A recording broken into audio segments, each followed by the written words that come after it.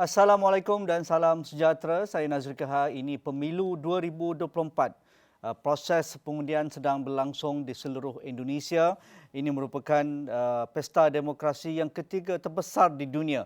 Dan apatah lagi selepas beberapa bulan kempen aktif ataupun kempen yang intens berlaku dari seluruh pelusuk negara Indonesia, negara kepulauan Indonesia. Kita lihat calon-calon yang bertanding, terutamanya apabila kita merujuk kepada pemilu adalah calon untuk pilihan raya presiden. Kerana ini yang paling penting yang akan mencorakkan politik Indonesia 5 tahun mendatang. Siapakah yang akan menggantikan Pak Jokowi yang sudah tamat 2 penggal pemerintahan beliau. Jadi untuk melihat perkara ini dan senario sepanjang kempen dan juga senario apa yang akan berlaku selepas hari mengundi hari ini. Jadi Dr. Noazlan Hadi Yaakob, penganalisis politik Indonesia dari Universiti Pendidikan Sultan Idris sudah pun bersedia pada hari ini. Assalamualaikum Dr. Noazlan, apa khabar? Baik, sihat Alhamdulillah.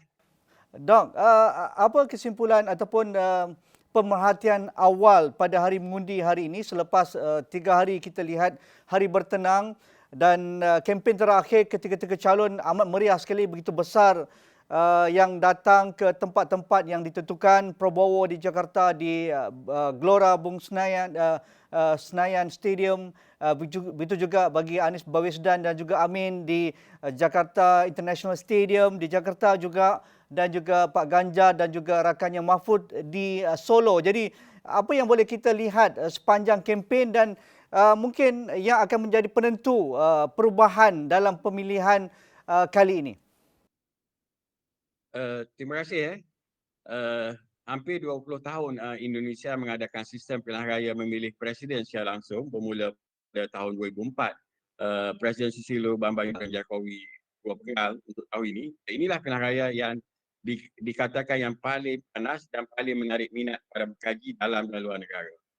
Kenapa? Kerana dalam pilihan raya ini ataupun pemilu ini pertama kali dalam 10 tahun kerjaya Presiden Joko Widodo atau Pak Jokowi, beliau dikritik secara terbuka oleh mantan-mantan penyokongnya, kumpulan hak asasi manusia dan pelbagai pihak di universiti. Sepanjang 10 tahun bapa Presiden Jokowi memerintah, beliau tidak pernah menerima kritikan yang sebegitu rupa. Ya, Dan kritikan ini barangkali dalam 2 atau 3 bulan terakhir dan paling maraknya dalam 1 bulan atau 2 minggu ini betul-betul memberi kesan kepada imej politik Presiden Jokowi. betul. Dan kalau kita perhatikan kedua Ya, dua calon nombor 1 Anies Baswedan telah menamat kempennya di Jakarta International Stadium, stadium yang dibanggakan oleh beliau kerana beliau yang uh, membina stadium itu waktu betul. beliau menjadi Ya. Gubernur Jakarta. Uh, Pak Prabowo dan Gibran membuat penamaan yang terakhir di Gelora Bung Karno, manakala Parti Demokrasi Indonesia Perjuangan Pak Ganjar dan Profesor Mahfuz membuat 2 serentak, Mhm. iaitu di Solo dan di Semarang. Ya. Dan ketiga-tiga pihak ini berjaya mengambil penyokong asasnya menyertai dan memenuhi stadium. Kalau kita perhatikan, hampir semua lembaga survey yang berkredibiliti di Indonesia mengatakan pilihan raya ini pilihan rayanya Pak Prabowo ataupun calon nombor 2. Kerana hampir semua survey mengatakan beliau akan menang. Walau bagaimanapun, mereka berbeza pandangan dalam soal sama ada menang mudah atau menang dalam suasana yang susah. Apa maksud menang dalam suasana yang susah? Ya. Kalau mudah, menang dalam bentuk harus mendapat undi 50.1. Kerana Hmm. dalam Undang-Undang Indonesia, siapa pun menjadi pemenang harus mendapat 50.1 undi atau 50.1 undi. Dan hampir sebenarnya mengatakan semenjak daripada Januari yang lalu, dia mendapat paling tinggi 48%. Tetapi dalam 1 minggu terakhir ini, beliau dikatakan ada pelbagai lembaga survey, kalau yang dapat saya sebut hampir 3 lembaga survey yang credibility, meletakkan beliau telah mencapai 51%. Walau bagaimanapun, lembaga survey ini juga mengatakan masih ada sekitar 10 ataupun 14 golongan yang masih belum membuat keputusan. Maksudnya adalah uh, pilihan raya kedua itu juga akan menjadi satu isu yang panas di Indonesia. Kenapa pilihan raya kedua Ya. sebelum pada hari mengundi itu penting? Ya. Kerana bagi pihak pembangkang, kalau berada dalam pilihan raya kedua, maksudnya mereka akan bertanding masuk pusingan kedua, baik calon nombor 1 ataupun calon nombor 3, mereka akan dapat memberi tentangan yang kuat kepada calon nombor 2 seperti mana pernah berlaku dalam konteks pilihan raya Gubernur Jakarta pada tahun 2017 yang lalu. Okey. Menarik Dr. Noazlan, kita faham, tetapi beberapa hari ini kita melihat untuk menutup kempen semua calon, Indonesia dikejutkan dengan satu dokumentari khas berkaitan dengan pemilu curang 2024 yang sudah pun bertebaran di YouTube dan juga di laman-laman media sosial. Dirty Votes, kecurangan sistematis berstruktur yang dikatakan tidak boleh direstui oleh rakyat Indonesia kerana ini merujuk kepada apa yang dikatakan kecurangan sistematis yang dilakukan oleh Pak Jokowi. Walaupun sudah pun memenangi 2 penggal pilihan raya presiden dan juga akan meninggalkan jawatan beliau selepas ini pada hujung tahun ini, tetapi banyak kecurangan didedahkan dalam laporan ini agak komprehensif. Adakah ini akan memberi kesan kepada mereka yang masih belum buat keputusan dan juga kepada trend pemilihan pada hari ini? Ya, hampir pasti. Sebab itu saya mengatakan walaupun survey mengatakan calon nombor 2 Pak Jenderal Prabowo dalam survey yang boleh menang, tetapi dalam minggu bertenang, maksud minggu bertenang ini 4 hari sebelum pilihan raya, ada satu dokumentari. Sebenarnya ada 3 isu besar. Satu Ya. dokumentari, satu lagi ada pendedahan daripada tokoh intelektual dan satu lagi tokoh politik. Dalam soal ini, tidak dijangkakan sama sekali dokumentari itu akan dikeluarkan pada minggu bertenang. Saya sempat menontonnya dan antara orang terawal yang menontonnya, dan pembikinan filem tersebut hanya dalam waktu 2 minggu sahaja. Idea spontan daripada pelbagai intelektual Indonesia yang khususnya pakar perlembagaan. Mereka mengatakan mereka harus lawan pilihan raya ini dalam bentuk memberi pendedahan kepada rakyat. Maksudnya apa?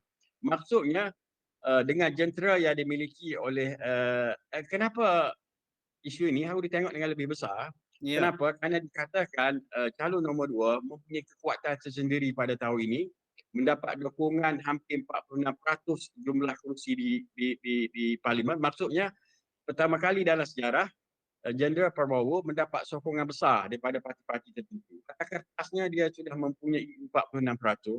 Yang kedua, dia mendapat sokongan hampir meluas daripada media-media utama Indonesia. Yang ketiga, yang paling penting dikatakan beliau mendapat sokongan daripada Presiden Jokowi. Jadi bagi pihak yang satu lagi mengatakan dengan kekuatan Presiden Jenderal Prabowo ini, mereka tidak ada alasan lain, mereka tidak ada pilihan lain, akhirnya mereka terpaksa mengeluarkan dokumentari ini untuk melawan katanya kecurangan dan sebagainya. Dan hampir pasti ini akan memberi kesan. Kenapa? Kerana satu hari dipertontonkan sudah 11 juta yang menonton. Dan dijangkakan 30 atau 40 juta itu akan dapat menonton perkara tersebut dalam konteks seluruh Indonesia.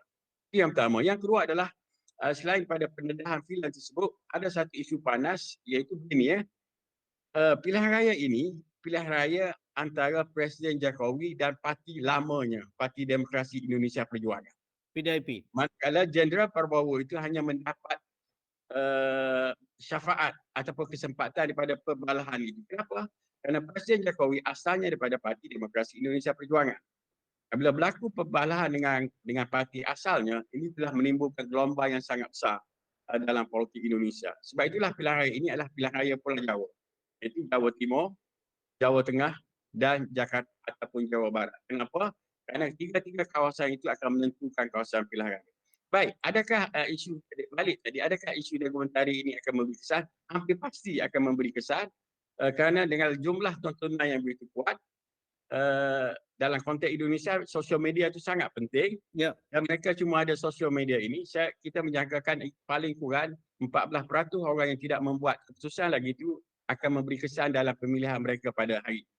Bagi Dr. Noazlan secara peribadinya, adakah ia terlalu terlambat dengan pendedahan-pendedahan dokumentari dan juga pendedahan pakar-pakar perlembagaan dan ahli-ahli politik yang tidak bersetuju dengan Jokowi? Kerana kita tahu juga ketika Pak Jokowi mengalahkan Pak SBY pada penggal pertama beliau memenangi Presiden Indonesia, beliau juga dianggap sebagai tokoh perubahan dan didokong oleh kebanyakan para cendekiawan para akademia di Jakarta dan juga mereka yang ingin melihat order baru Indonesia ini mengangkat isu korupsi, mengangkat isu-isu keluhuran perlembagaan dan juga lembaga-lembaga Indonesia itu dihormati sebaik mungkin. Tetapi nampaknya sekali lagi muncul apabila mereka melihat Pak Jokowi tidak ataupun mengotorkan janji-janji beliau, dan akhirnya sekarang kita lihat Pak Anies dan juga Pak Ganjar dianggap sebagai pendokong kepada reformasi dan juga isu-isu berkaitan dengan tata kelola negara dan sebagainya. Dr. Noazlan. Ya, perlu dipahami sekali lagi ya, pilihan raya ini adalah pilihan raya antara Presiden Jokowi dan parti lamanya. Sebelum pada ini, Presiden Jokowi dalam 10 tahun, beliau tak pernah dikritik secara Ya, terbuka seperti hari ini. betul. Jadi dalam waktu 1 tahun terakhir ini, atau tepatnya dalam 3 bulan terakhir, ataupun dalam 1 bulan terakhir ini, beliau dikritik. Siapa yang mengkritik beliau? Yang mengkritik beliau adalah penyokong tegarnya sendiri. Maksudnya penasihat politiknya banyak yang letak jawatan kerana berpihak pada parti asalnya, Parti Demokrasi Indonesia Perjuangan, Ya. kawan-kawan lamanya dalam Parti Demokrasi Indonesia Perjuangan, tokoh-tokoh sivil masyarakat. Contoh yang paling kuat mengkritiknya majalah Tempo. Sedangkan majalah Tempo itu 10 tahun ataupun 9 tahun waktu Presiden Jokowi memerintah, beliau antara pendukung Presiden Jokowi. Tetapi hari ini majalah Tempo adalah majalah yang paling kuat mengkritik Presiden Jokowi. Itu dalam konteks ini kita harus faham. Adakah ini memberi kesan? Memang memberi kesan. Kenapa memberi kesan? Kerana kalau kita tengok siklus politik Indonesia, setiap 25 tahun, 30 tahun akan berlaku perubahan. Kalau kita tengok Presiden Soekarno 1955 dijatuhkan pada tahun 67 Ya. secara tidak ininya, tetapi secara ofisialnya Presiden Soeharto akan naik pada tahun 71. Tahun 67 itu dia ambil sebagai Panglima Angkatan Tentera, secara ofisialnya sebagai Presiden tahun 71 dan dia jatuh pada 1998. Lepas 1948 hingga sekarang dah hampir 26 tahun. Jadi banyak pengasih politik di Indonesia, kalau dalam masa 25 ke 30 tahun dia berlaku satu siklus. Tapi dalam pandangan peribadi saya, Ya. kenapa dokumentari atau segala macam dikeluarkan? Kerana mereka nak pusingan kedua. Kenapa mereka perlu pusingan kedua bagi pihak yang menentang Presiden Jokowi? Kerana momentum perubahan mengkritik kerajaan tidak cukup dalam masa 1 bulan. Bilakah pusingan kedua akan bertanding? Pada bulan 6. Bulan Jun, ya. Nanti. Ya. Jadi dalam bulan, kita perlu faham sistem politik Indonesia, walaupun dia bertanding 14, tetapi jawatan Presiden Jokowi itu pada bulan 8 baru habisnya. Jadi banyak lagi politik Indonesia, kalau benar pun akan jadi masalah, kalau kalah pun jadi masalah. Kenapa? Satu perkara lagi ya. Kerana dalam survey-survey yang dibuat, sepatutnya Jenderal Prabowo itu mendapat 60%. Sepatutnya dengan dokongan dan juga resources yang ada, ya. Lebih pada 2/3 artis Indonesia berkempen untuk beliau. Tokoh-tokoh popular, ahli konglomerat dan sebagainya. Tapi surveinya hanya setakat 48-49. Cuma yang terakhir dalam 1 minggu ini, surveinya ada yang telah mencapai 51%. Dan barangkali pihak yang satu lagi mengatakan kita perlu pusingan kedua. Kenapa perlu pusingan kedua? Kerana mereka inginkan momentum. Contoh, 3 hari yang lalu, ataupun 11 dan 12 hari bulan, sudah lama mahasiswa tidak demonstrasi. Maka berlaku demonstrasi besar-besaran di Yogyakarta. Sudah lama kampus tidak bersuara. Kerana begini Haji Nazri tahun 1998 ada 4 isu besar menyebabkan Presiden Soeharto jatuh. Dan mereka cuba menyamakan peristiwa ini tahun 1998. Tapi mereka tidak ada momentum, mereka tak punya masa. Pertama, Menteri meletak jawatan. Itu berlaku zaman Soeharto 1998. Dia lantik Menteri baru, Menteri menolak Kabinet Reformasi pada waktu itu. Yang kedua, kampus bersuara. Pada waktu itu kampus bersuara dan sekarang kampus mula bersuara tapi momentum waktunya tak banyak. Cuma Agak lewat, ya. Agak lambat. Dan yang ketiga, mahasiswa demonstrasi. Sekarang pun mahasiswa mula demonstrasi. Sebab itulah kita harus memahami kenapa pihak satu lagi perlukan pusingan kedua bertanding kerana mereka perlukan masa. Bulan 2, bulan 3, bulan 4, bulan 5, bulan 6. Mereka punya momentum masa yang sangat panjang.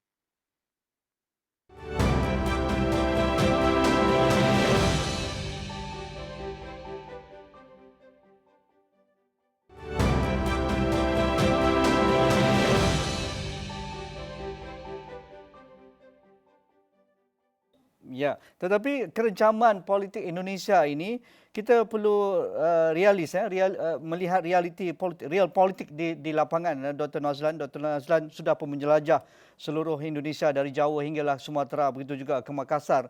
Tetapi populasi Indonesia yang begitu besar dan juga mereka yang berhak ataupun yang dapat hak mengundi itu populasinya besar dan separuhnya tidak melepasi pendidikan menengah pun. Dan kita tahu mereka inilah yang menjadi pendukung Prabowo Gibran pada ketika ini yang sentiasa dahagakan bantuan-bantuan sembako, bantuan bansos, bantuan sosial dan itu nampaknya begitu agresif didokong juga oleh Presiden Jokowi dalam beberapa bulan yang terakhir ini. Ya, betul sekali ya. 49 ikut statistik 49% pendidikannya tahap sekolah rendah, 26% sekolah menengah SMP. SMP ini kalau kita sekolah menengah dan 12% saja yang berpendidikan tinggi. Sebab itulah ceramah-ceramah ataupun maksudnya debat-debat itu hanya dikongsi oleh golongan intelektual yang 12% saja. Golongan-golongan lain itu tak terlibat pun dengan debat. Hampir 30% itu tak ada smartphone dan sebagainya. Baik. Adakah ini apa namanya dalam konteks pendidikan dan sebagainya ini Bansos. Bansos ni kalau bahasa Malaysianya BRIM lah. Ya, Program BRIM ya. Rakyat Satu Malaysia, namanya bantuan sosial yang dikritik oleh golongan universiti dan ahli akademik dan parti-parti oposisi dan masyarakat awam kerana jumlah ini diberi hampir menyamai waktu COVID tahun 2022. Mm-mm. Seolah-olah mereka mengatakan Indonesia ni berada seperti COVID. Itu yang Zaman pertama. darurat, ya. Ya, seolah-olah itu duit yang digunakan untuk ini. Yang kedua, manfaatnya sekitar untuk 22 juta orang penerima secara langsung. Dan yang ketiga, mereka merasakan menteri yang menjaga urusan sosial ini tidak dilibatkan kerana langsung diambil alih oleh presiden. Kerana Presiden. Ya. dikatakan menteri tersebut berasal daripada Parti Demokrasi Indonesia Perjuangan. Jadi adakah ini memberi kesan? Hampir pasti memberi kesan. Cuma sejauh mana kesan ini dapat diberi, maksudnya begini.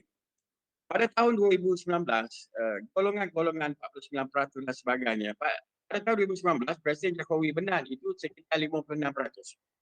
Daripada jumlah pengundi 56% pada pilihan raya yang lalu. Pada waktu itu mereka tidak ada masalah tentang golongan orang miskin, golongan bawah kerana Ya. mereka tidak berpecah. Hari ini perlu difahami Haji Nazri, Parti Demokrasi Indonesia Perjuangan itu dikenali sebagai parti marhain.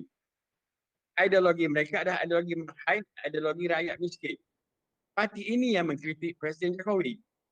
Sebab itulah saya ke Solo misalnya di kampung halaman Presiden Jokowi, ke Yogyakarta dan di sebahagian Jawa Timur.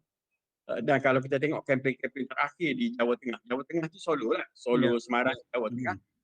Nampaknya Parti Demokrasi Indonesia Perjuangan tidak hilang pengaruhnya sangat di kawasan tersebut. Masih ada. Maksudnya kempennya dan sebagainya. Maksudnya perpecahan di kelompok 49% itu sebenarnya. Tapi kita tak punya angka yang tepat. Apabila saya tanya penyidik di lapangan dan kawan-kawan di sana, mereka tidak punya angka yang tepat. 49% ini pergi ke mana? Sebab itulah sebab mereka itu agak-agak, kenapa? Kerana mereka dah tahu Presiden Prabowo dapat 46%, maka mereka kata 48, 49, paling tinggi 51. Kerana mereka tidak tahu berapa sebenarnya jumlah undi pribadi Presiden Jokowi yang dapat kepada Pak Prabowo. Adakah kita tidak boleh menafikan pengaruh Pak Jokowi itu masih mencengkam di kalangan penduduk Indonesia, masih kuat? Itu saya kalau secara pribadi ditanya oleh beberapa teman, kawan, masih kuat. Contohnya begini ya. Saya bawa beberapa teman di Kuala Lumpur ke Solo. Ini kita kata kawasan, kenapa penting Solo? Tuan Kerana rumah. Presiden Jokowi, Ya. Solo, sebelum beliau menjadi presiden, dia adalah wali kota Solo yang terbaik seluruh Indonesia selama 2 penggal. Dia berjaya membangunkan Solo. Kita tengok Solo daripada kawasan yang kumuh menjadi bersih, bandar menjadi maju. Maksud itu keberhasilan Presiden Jokowi. Daripada situ dia pergi ke Jakarta dan Gubernur Jakarta maksudnya 2 tahun dan menjadi presiden. Kita tengok kalau kita pergi ke Indonesia hari ini Haji Nazri, di mana-mana orang cakap, siapa sempat naik kereta api laju daripada Jakarta ke Bali. Ya. Kita tengok highway mereka. Jadi ini cakapan real rakyat Indonesia keberhasilan Presiden Jokowi. Jadi saya menyangkakan memang rakyat Indonesia, kita faham rakyat Indonesia yang mana? Golongan middle class di sana tu hampir 54 juta orang. Ya, Golongan sudah ketiga meninggi ya, pengundinya sudah meningkat ya. 205 juta. Mm-mm. Walaupun pengundi 205 juta, kalau ikut statistik setiap pilihan raya mereka jumlah pengundinya sekitar 80% saja. 80% itu dianggarkan sekitar 170 juta saja orang yang keluar mengundi.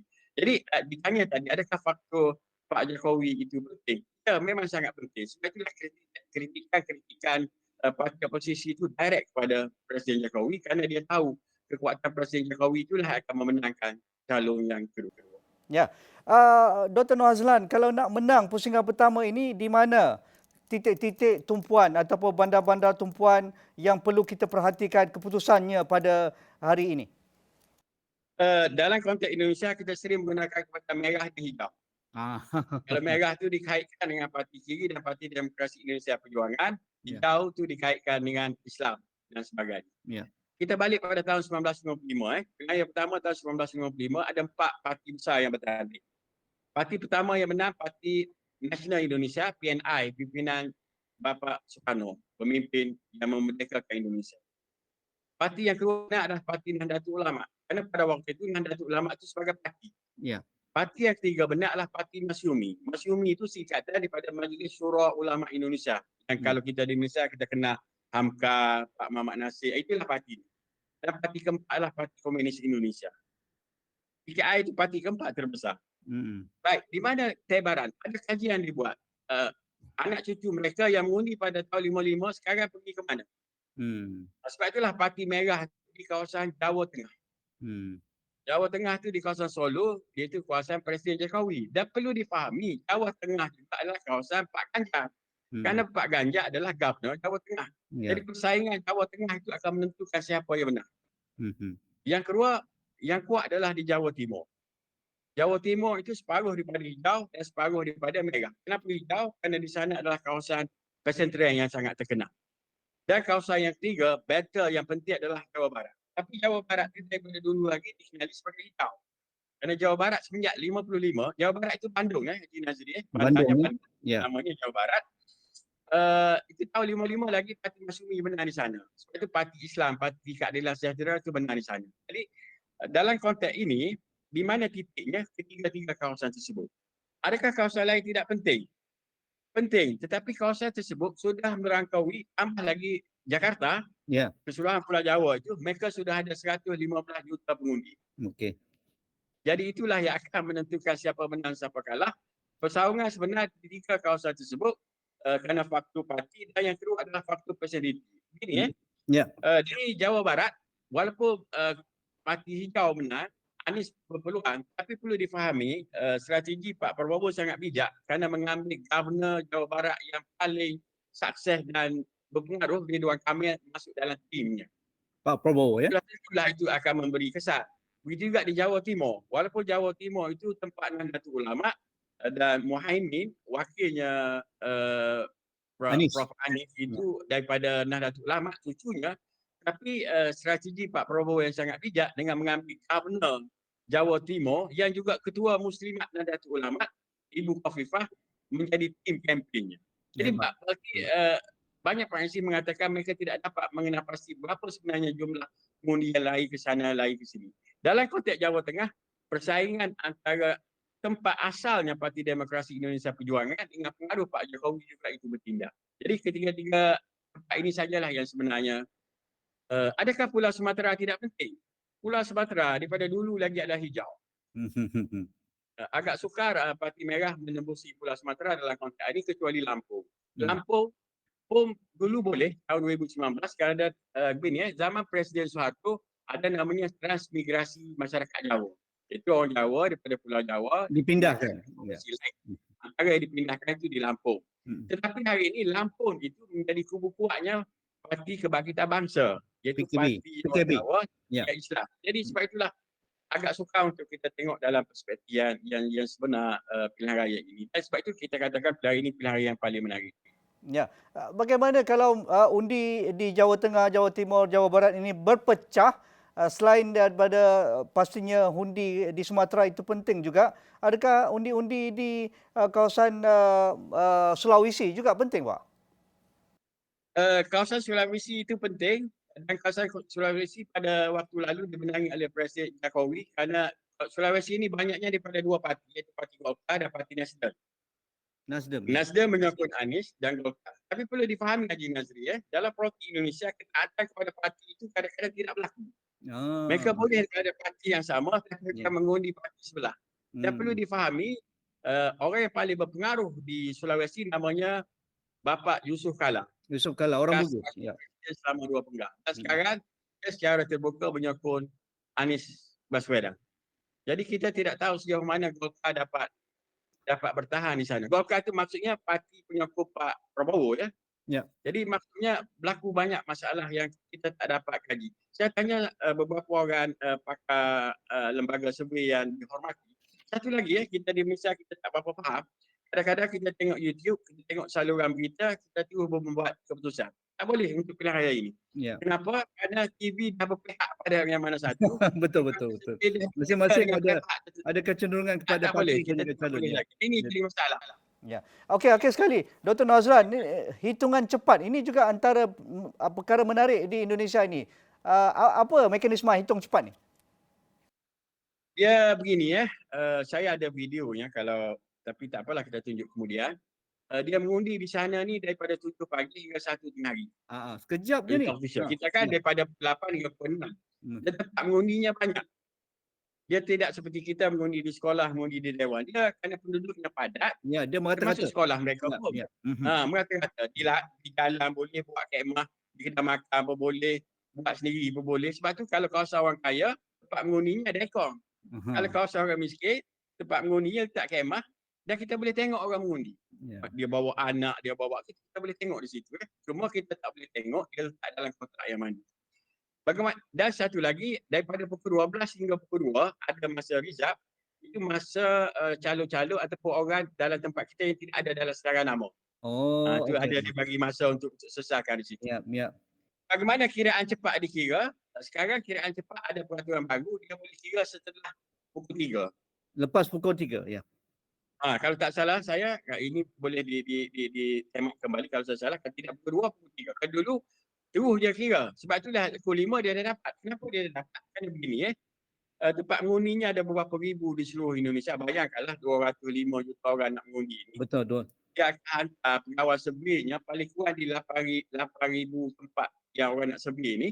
Dan dia ada sampling yang sangat tepat dengan ambil samplingnya. Maksudnya dia tahu ini kawasan merah, ini kawasan hijau. Dia akan kira serentak. Dia duduk di situ daripada pukul 7 hingga pukul 1, dia terus kira. Ya. Dan dia buat report dan sebagainya. Kenapa dia boleh buat begitu? Satu, tenaga survey ni yang kita sebut dalam bahasa research enumerator ni murah. Dia tak seperti kita. Kita survey ni mahal kerana nak upah orang tu agak ni. So mereka teruskan data, sebab tu biasanya margin of error mereka, kesalahan tu bawah pada 1%. Dan biasanya pukul 5 tu dah mereka ada. dah tahu. Cuma undang-undang sekarang tak boleh isytiharkan awal.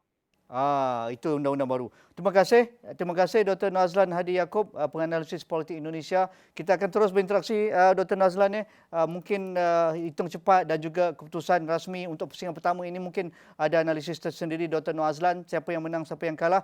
Jadi itu saja untuk pemilu 2024. Kita jumpa lagi.